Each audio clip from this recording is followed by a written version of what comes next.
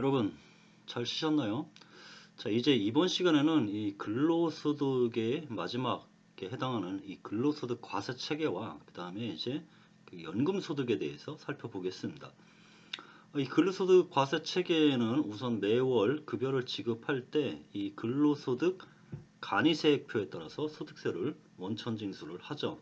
자, 그러면 이 근로소득 간이세액표라는 게 무엇이냐? 바로 원천징수 의무자가 근로자에게 매월 급여를 지급할 때 원천징수해야 하는 세액을 급여 수준 및 공제 대상 가족 수별로 정한 표입니다. 자, 이렇게 매월 급여를 지급할 때 원천징수를 해서 납부를 하고 그 원천징수된 세액과 최종 세액을 정산하는 절차로서 그 다음 연도 2월에 연말정산을 실시를 하는 겁니다. 자, 그러면 근로소득 간이세액 조견표가 어떤 거냐? 근로소득 간이세액표 조회를 해볼 수 있습니다. 그래서 이 국세청 홈택스에 들어가서 조회를 해볼 수 있고, 이 나의 월급에서 한 달에 납부하는 세금이 얼마 정도 되는지 한번 확인해 볼 수 있는데, 자, 그 부분을 한번 확인해 보도록 하죠. 자, 국세청 홈택스에 들어오면 이 조회 발급에 들어가시게 되면 바로 이 기타 조회에 있습니다. 이 기타 조회에 바로 지급명세서, 이 근로소득 지급명세서 간이세액표, 이 간이세액표를 누르면 근로소득 간이세액표가 나옵니다. 그래서 이 근로소득 간이세액표를 들어가게 되면 여기에 바로 그 근로소득에 대한 간이세액표 자동 프로그램 이용 방법이 있는데, 요 한글 다운로드 하면 이 근로소득 간이세액표가 쭉 나와 있습니다. 여러분들 시간 되면 한번 들어와서 다운받아 가지고 한번 보시고, 자, 그러면 이 나의 월급에서 뭐 한 달 세금이 얼마일까? 예를 들어서 뭐 200만 원이라고 치고 공제 대상 가족수 한 명이고 뭐 7세 이하, 20세 이하 자녀 수가 뭐 한 2명이라고 가정을 해보죠. 자, 그랬을 때 원천징수세액이 얼마가 나올 수 있냐?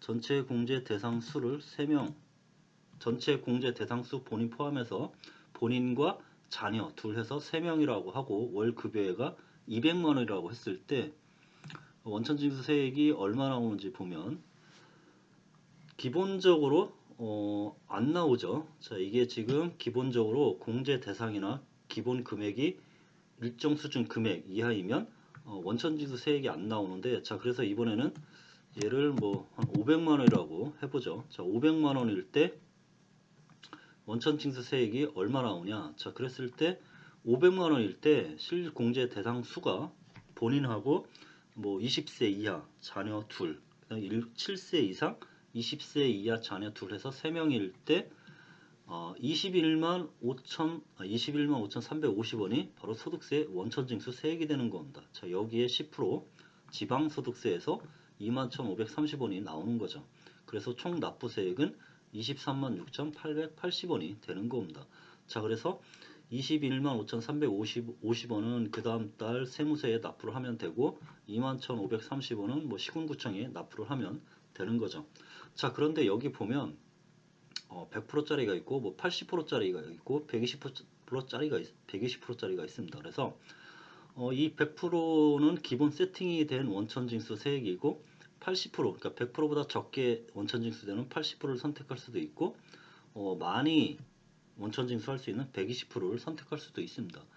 자, 이게 그 박근혜 정부 때죠. 이 소득공제를 각종 이제 세금을 적게 징수되다 보니까 조금 많이 거두려고 소득공제를 세액공제로 전환하면서 엄청나게 많은 그 소득세가 부과된 적이 있습니다. 자, 그래서 그러한 그 소득세가 많이 부과가 돼서 원천징수세액보다 연말정산을 통한 기납부세액이 너무 많이 나온 거죠. 그런 것들을 조정하기 위해서 내가 기중에 원천징수세액을 더 많이 내고 연말정산 때는 조금 적게 내든지 아니면 환급을 받겠다 그러면 120%를 선택할 수 있는 거죠. 자, 그러면 120%를 선택하면 기준 21만 5,350원에서 25만 8,420원을 납부를 하는 거고, 자, 그렇지 않고 나는 원천징수 때 조금 내고 매월 급여에서 원천징수로 납부하는 것은 적게 내고 연말정산에서 뭐 추가적으로 납부하든지 하겠다 그러면 바로 80%를 선택해서 21만 5,350원보다 적은 17만 2,280원을 선택할 수도 있는 겁니다. 자, 그래서 여러분들 나중에 한번 들어와서 살펴보시기 바랍니다.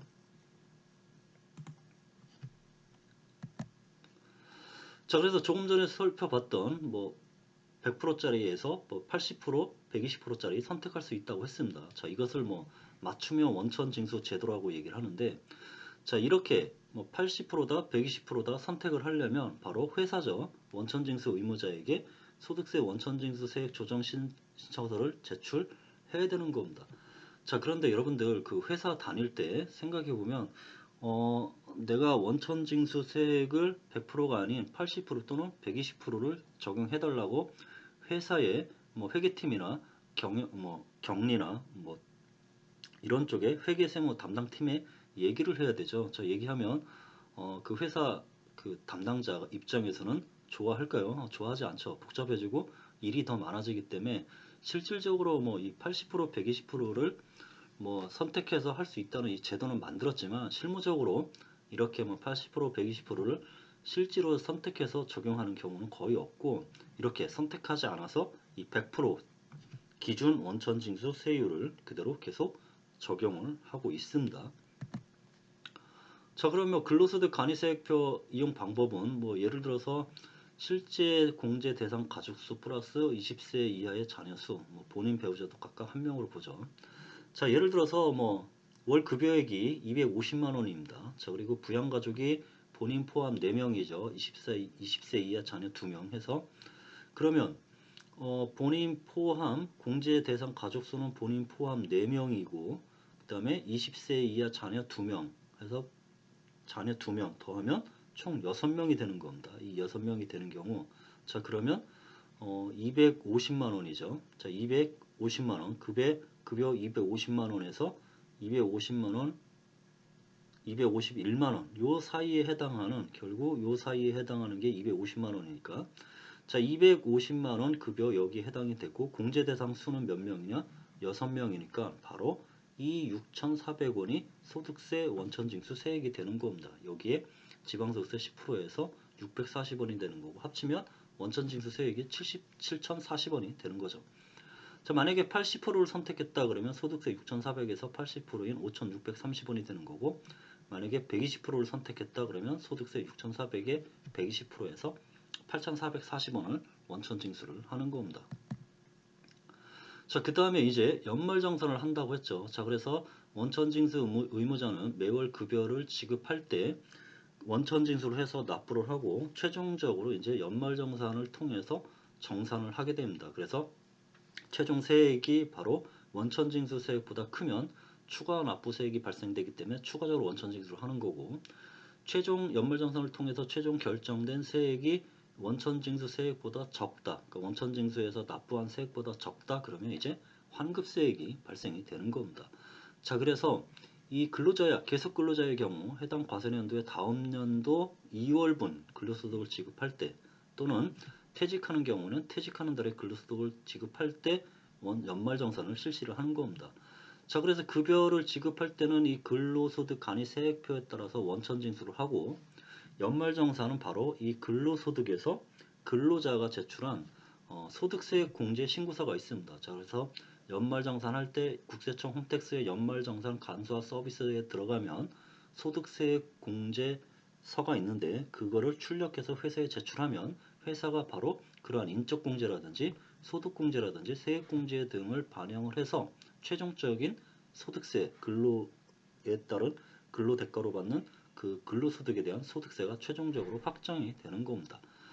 자, 그러면 이제 차감납부세액과 환급세액이 나올 수 있는데, 자, 그래서 연말정산에 따라서 확정된 소득세에서 매월 원천징수에 의해 납부한 소득세를 차감한 금액이 더 적으면 환급이 나오는 거고, 더 많으면 이제 추가납부세액이 나오는 거죠. 자, 그리고 연말정산 결과는 당연히 원천징수 의무자가 원천징수 영수증을 통해서 근로자에게 안내를 해주는 거죠. 자, 그래서 연말정산에서 확정된 소득세가 원천징수 세액보다 크면 돌려받는 거고, 작으면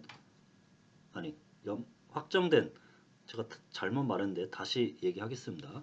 연말정산을 통해서 확정된 소득세가 원천징수된 세액보다 크게 되면 추가 납부로 인해서 추가적인 원천징수를 통해서 납부를 하는 거고, 연말정산을 통해서 확정된 세액이 원천징수 세액으로 납부한 세금보다 적다 그러면 이제 환급을 받을 수 있는 겁니다. 자, 그러면 뭐 연말정산에 의해서 최종적으로 확정되는 세액은 어떻게 계산하냐? 바로 총급여에서 비과세 빼고 근로소득 빼면 바로 근로소득 금액이 산정이 되는 겁니다.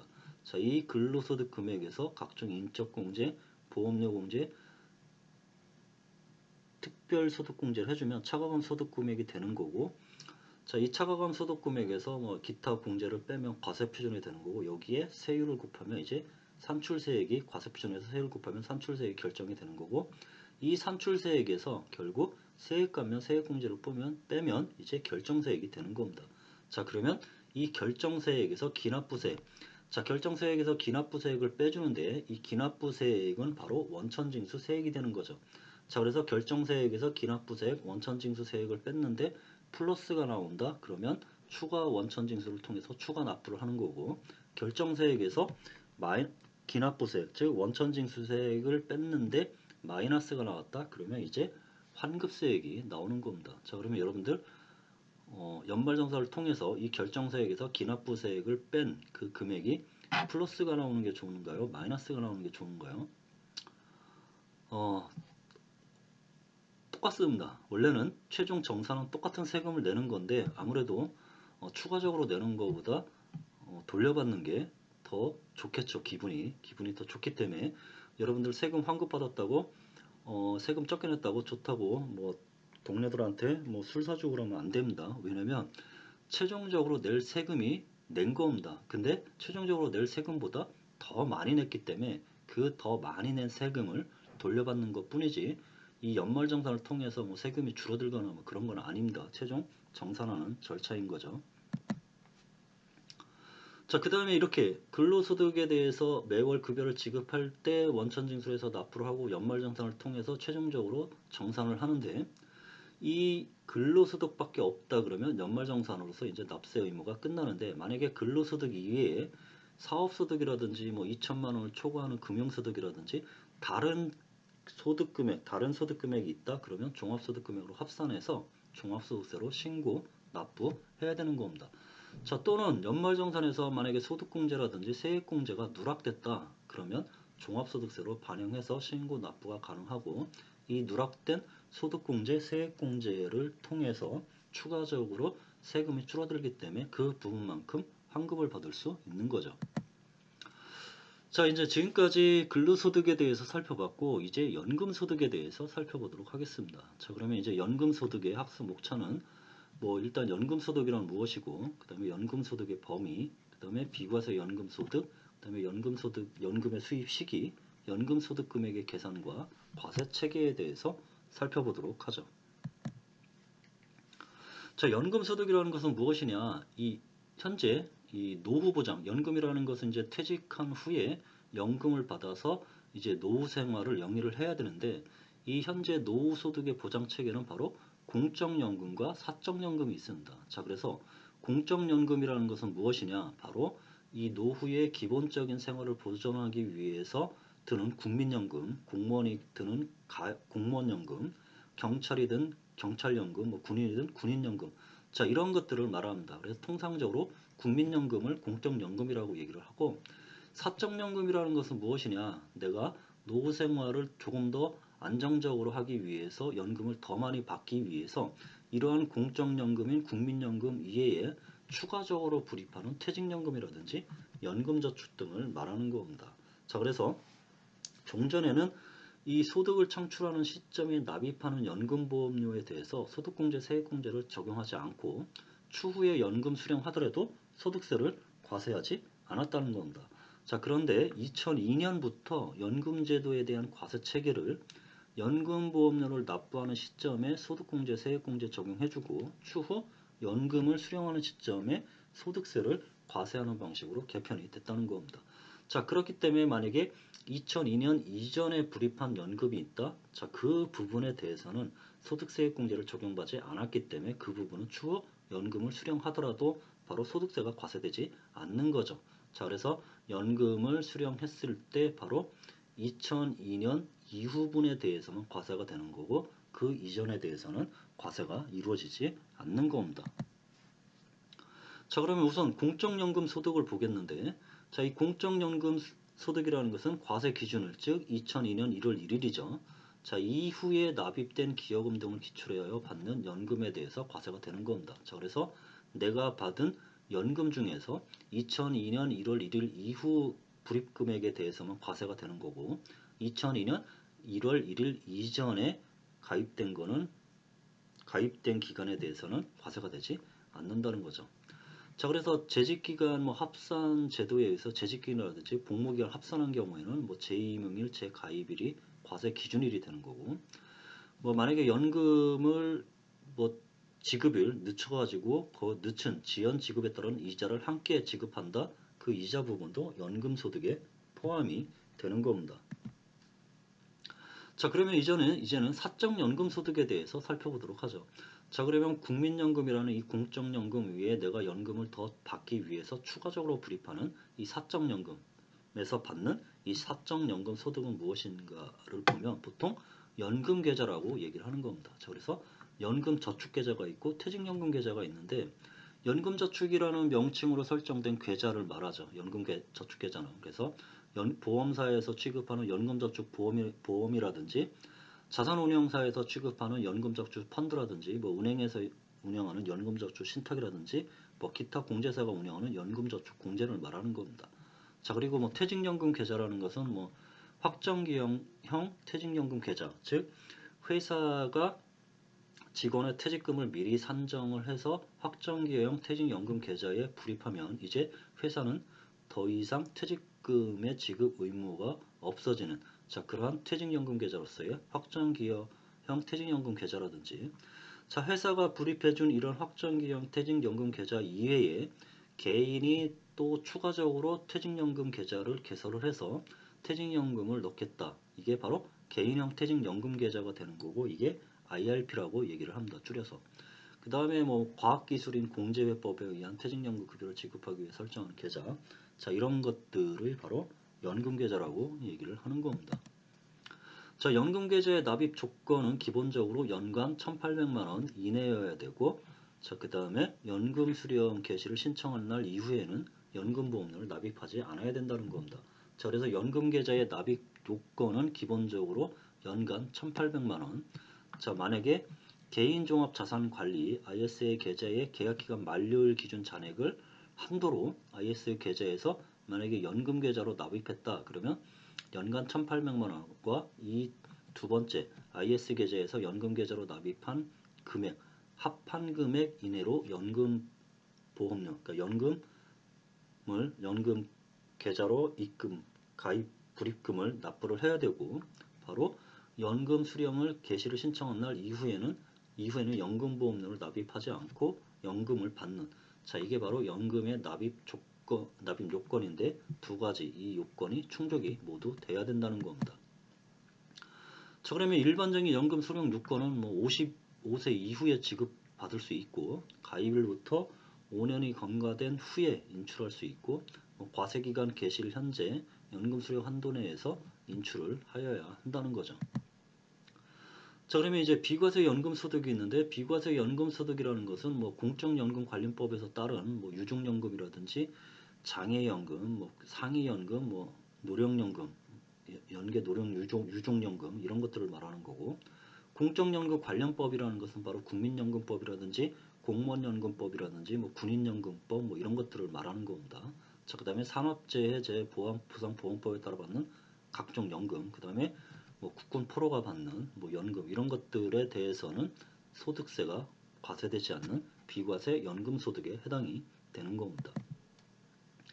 자, 연금의 수입 시기, 즉 연금의 수입 시기, 연금을 언제 수입을 해서 그 귀속연도가 언제인지를 봐서 그 귀속연도에 따라 과세를 하기 위한 연금의 수입 시기는 바로 공적연금 소득, 즉 국민연금이다 그러면 연금을 지급받기로 한 날, 연금계좌에서 사적연금에서 받는 연금소득이다 연금 수령일, 뭐 기타 연금소득은 해당 연금을 지급받는 날이 수입 시기가 되는 겁니다. 자, 그러면 이제 연금소득 계산 금액에 대해서 살펴보죠.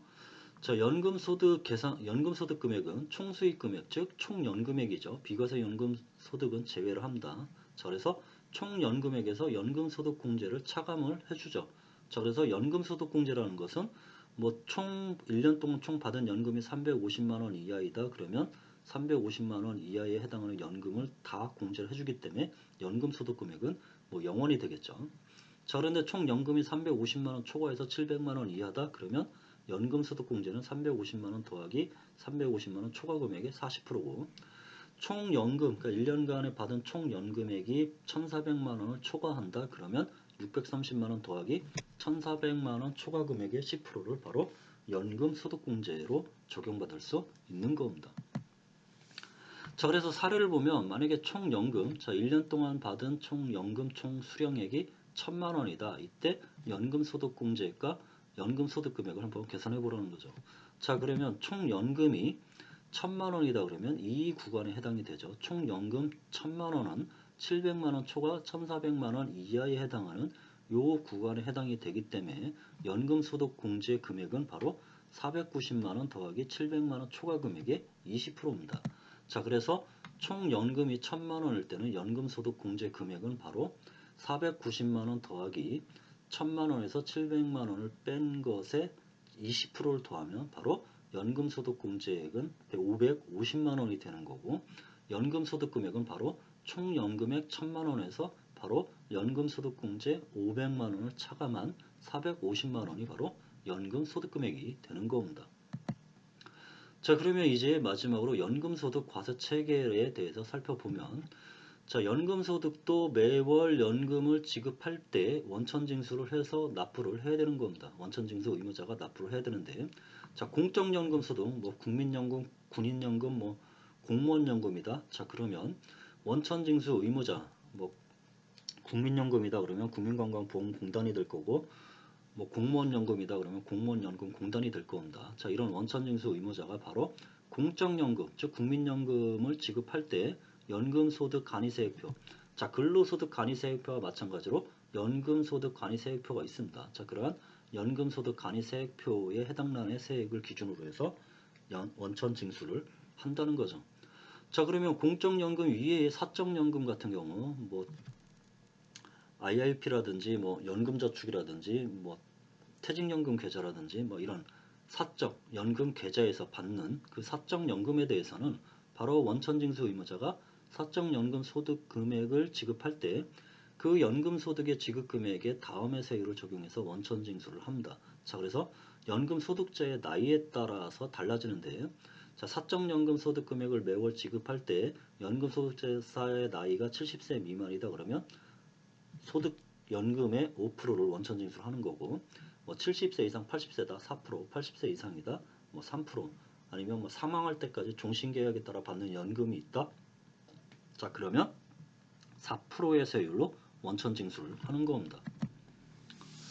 자, 그러면 이제 그 연말정산, 공적연금소득에 대해서는 연말정산을 실시를 합니다. 자, 그래서 국민연금 같은 공적연금은 해당 과세기간의 다음 년도 1월분 공적연금 소득금액을 지급할 때 연말정산을 해야 되고 이 공적연금 소득의 결정세액이 이미 원천징수한 세액보다 크면 추가납부, 즉 원천징수를 통해서 추가납부를 하고 공적연금 소득에 대한 결정세액이 이미 원천징수 세액보다 적다. 그러면 이제 차액에 대해서 기납부세액으로 환급을 해주는 겁니다. 자, 공적연금 이외에 사적연금은 연말정산이 없습니다. 자, 바로 종합과세가 이루어지는 거죠. 자, 그래서 이제 연금소득에 대해서는 종합과세와 분리과세가 적용이 되는데 공적연금소득, 즉 국민연금, 공무원연금, 군인연금 같은 경우는 원칙적으로 종합소득금액에 합산해서 과세하는 종합과세가 원칙입니다. 자, 다만 다른 종합소득금액이 없죠. 다른 종합소득금액이 없고 오로지 공적연금으로서 뭐 국민연금만 있다든지 뭐 공무원연금만 있다든지 자, 그런 경우에는 바로 종합소득금액에 합산하지 않아도 되고 종합소득세로 신고하지 않고 즉 연말정산으로서 납세 의무가 종결이 되는 겁니다. 자, 그러면 공적연금 이외의 연금, 즉 사적연금에 해당하는 경우에도 바로 원칙적으로는 종합소득금액 합산해서 종합과세하는 게 원칙이지만, 자, 선택적으로 내가 종합과세를 할 수도 있고 분리과세를 할 수도 있습니다. 자, 이 얘기는 바로 연금소득의 합계액이 1200만 원 이하다. 자, 매월 받은 연금의 합계액이 1200만 원 이하. 자, 1200만 원 이하면 매월 100만 원씩 받으면, 연금을 100만 원씩 받으면 1200만 원 이하가 되겠죠. 자, 그러면 연금 소득 합계액이 1200만 원 이하니까 매월 연금으로 100만 원 이하의 연금을 받는다. 자, 그러면 그 연금 소득에 대해서 내가 선택적으로 종합소득세로 신고 납부할 수도 있고, 아니면 바로 분리과세로서, 즉 원천징수로서 납세 의무가 종결되는 분리과세를 선택할 수도 있는 겁니다. 자, 그래서 선택적 분리과세죠. 연금소득의 합계액이 1200만 원 이하면, 연 1200만 원 이하면 바로 납세자의 선택에 따라서 종합소득 금액에 합산하지 않고 분리과세로 적용받을 수 있다는 겁니다. 즉 원천징수로서 납세 의무를 종결할 수 있다는 겁니다. 자, 그래서 연소득 합계액 1200만 원 이하, 매월 연금 100만 원 이하다 그러면 분리과세와 종합과세, 즉 원천징수로서 납세 의무를 종결시키거나 아니면 종합소득세로 신고 납부하는 두 가지 과세 방식 중 선택할 수 있다는 겁니다. 자, 그러면 이제 이번 시간 마지막이죠. 자, 근로소득과 연금소득에 대해서 이제 살펴봤고, 이제 마지막으로 기타 소득에 대해서 살펴보도록 하겠습니다. 자, 이 기타 소득에 대해서는 잠시 쉬었다 하도록 하죠.